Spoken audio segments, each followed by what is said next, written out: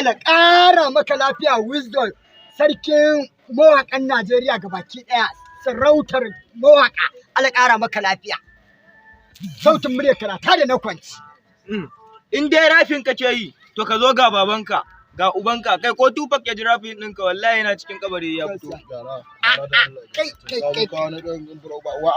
da baki ba tsowa su ɗin mantina ka san sarakunan ma kala ne sarkin mahaukata ko na zararu na taɓaɓɓu.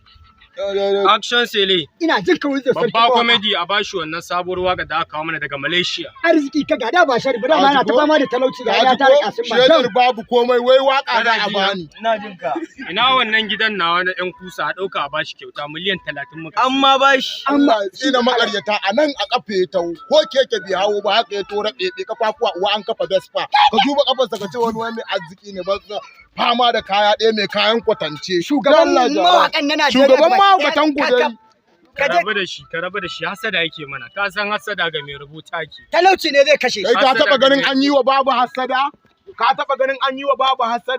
kana wani miki da ido uwa an ba tsohuwa su din mantina da baki uwa an yanka taya kana ganin sa kamar an bato daga bakin dan burau ba kai bakin ka uwa duwawun agwagwa za ta yi kan farko